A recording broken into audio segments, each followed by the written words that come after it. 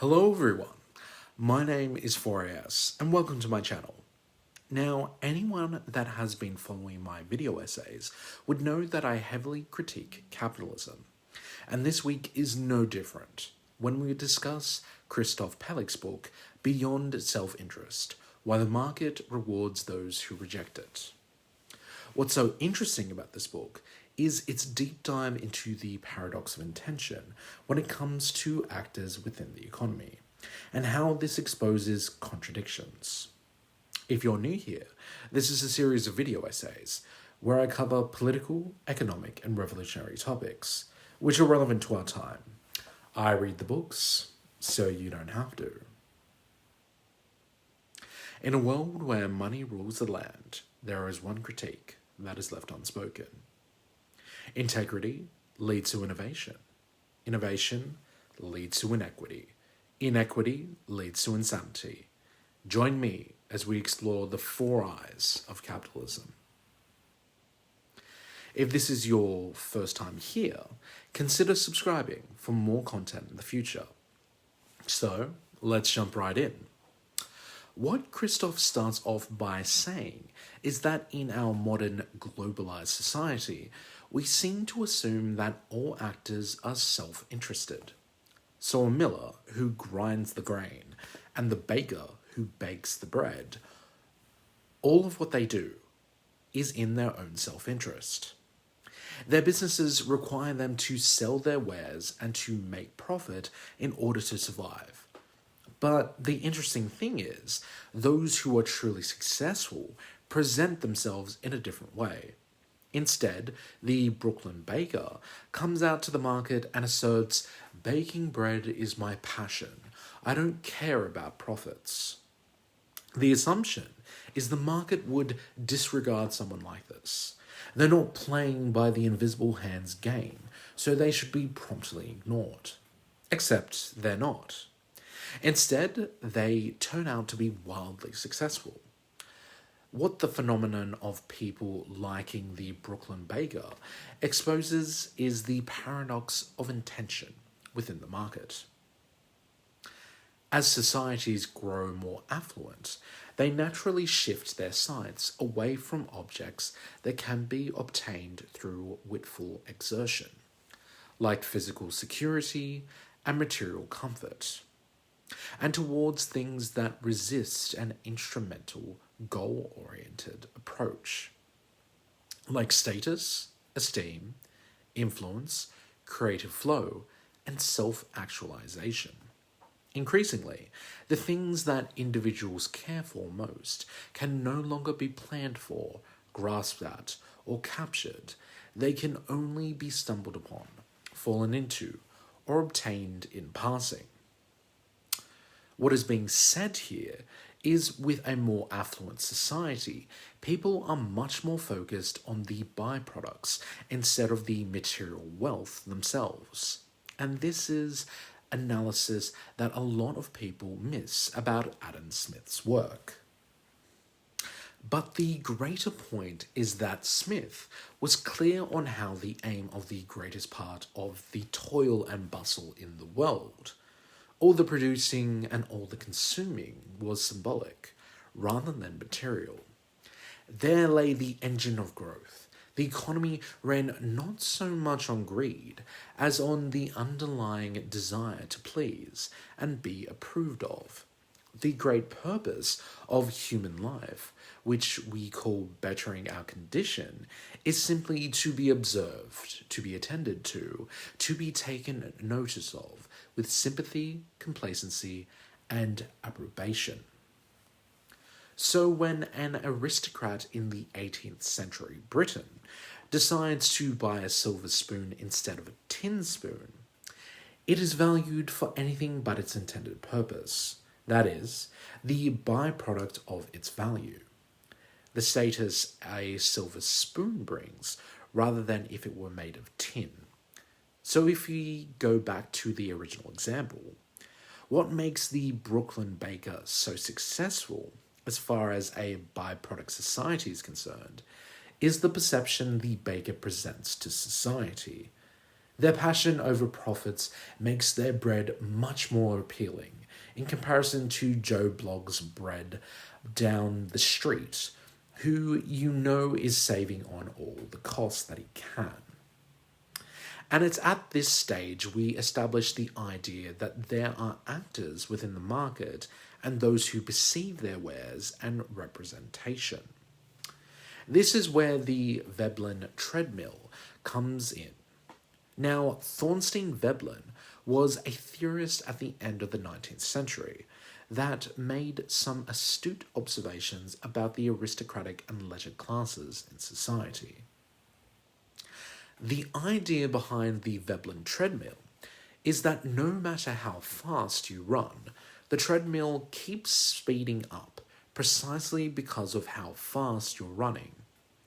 It is insofar as the well-to-do wear expensive watches in order to distinguish themselves that these eventually become ineffective at their task of social signaling.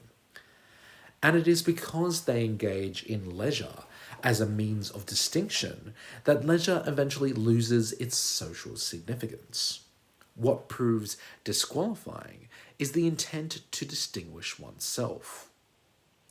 What a concept like the Veblen treadmill helps is test the fortitude of the Brooklyn baker's beliefs and conviction. Are they serious about baking bread? Do they care about passion over profits? But the baker isn't some esoteric example plucked for the sake of Krzysztof's book. There are plenty of examples of actors within a capitalist economy who value work within themselves. In steps the Puritan workers. In pursuing their calling with blind determination, the Puritans never intended to give birth to any spirit of capitalism. They were aiming at something entirely different.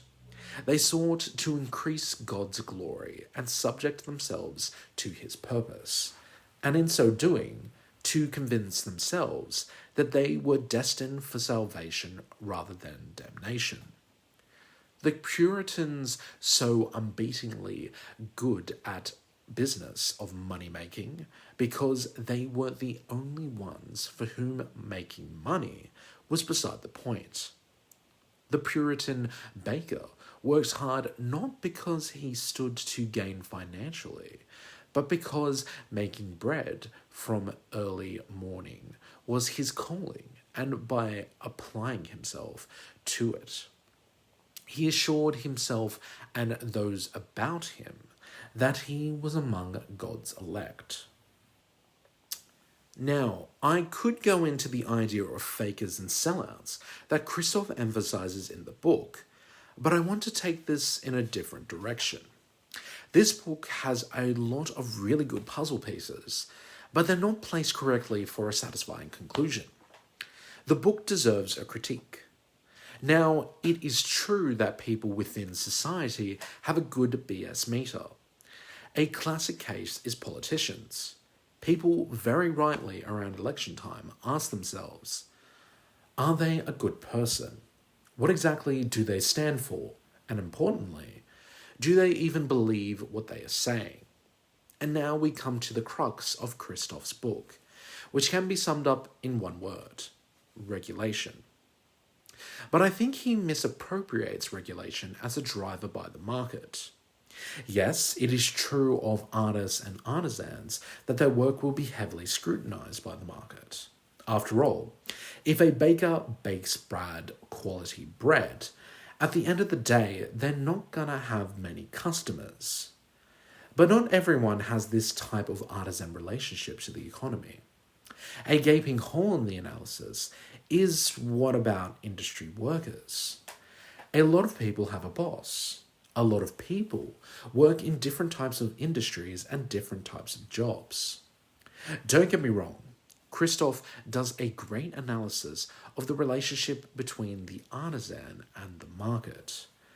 But it's a bit like an adult sitting in on a primary school class on maths, where in the class a student asks, why does 2 plus 2 equal 4? And the teacher responds, well, it's because of the absence of division, multiplication, and the subtraction symbol in the equation. Well, they're not wrong, but that wasn't the right explanation. Krzysztof's analysis is either naive or deliberately doesn't give a full picture of the market. Perhaps it is the latter, and he's saying, look at this funny little phenomenon with artisans in the market. But I digress. So, what is regulation? Well, instead of the market and market actors regulating themselves, you do need an arbiter, and in most cases, this is the state or a state institution. Sure, you could have artisan actors who aren't genuine in their business model in baking bread, but there are plenty of examples where the market needs a binding force in order to enact change. For example, how about the broccolini dispute between the United Workers' Union and Vasari Farms? There has been issues of wage theft, exploitation, and mistreatment. The UWU is part of the union movement in Australia, where they actively bargain for workers' rights, where the union is regulated by the Australian government. Sure, people have condemned and asked for consumers to boycott broccolini, but as far as Krzysztof's artisan analysis would be concerned, it would be the protests of the consumers, and the unions wouldn't be considered at all. But there are even times when the general public or media organisations differ in opinion, and regulation would have to step in to review the situation. For example, the situation in Jugyeong, which is hiring country children to work in a jam factory. I want to emphasize that this was presented like a good news story by the ABC about how fun it is to work at a factory. Ah yes, a factory that employs children under the age of 12 who need permission from their parents in order to apply for a tax file number. What this situation would expose is no matter if there is backlash on the Jugyeong jam factory, they would be able to turn around and say, but it's legal. What would need to be regulated in New South Wales is the child labour laws moving forward by the new New South Wales Labor government. What this all boils down is this. Regulation is about correcting bad events within society. It is the reason why Keynesian economics is lauded so highly, and a point I've made previously that capitalism wouldn't have survived the greed of speculative companies if the government didn't step in as the spender of last resort. John Maynard Keynes was excellent at explaining what regulation should do in bad times. But what should regulation do in good times? That's the whole point of the 4IS, the 4I system. We show integrity by intending to correct a bad system. We show innovation by implementing robust equalizing mechanisms within a system. But then inequity happens by lobby groups stepping in and companies manipulating legalities and loopholes in a system. Then we end up with insane outcomes, with children working in jam factories to stop worker shortages, or gifting subsidies to billionaires to prop up their profits in a pandemic. Regulation is a bad times game. We need something other than a band-aid approach to a system. Regulation needs to be a continual process. A process of changing the system. If you haven't already, like, share, and subscribe for more content in the future. And remember, folks, to keep thinking and keep learning. Goodbye till next time.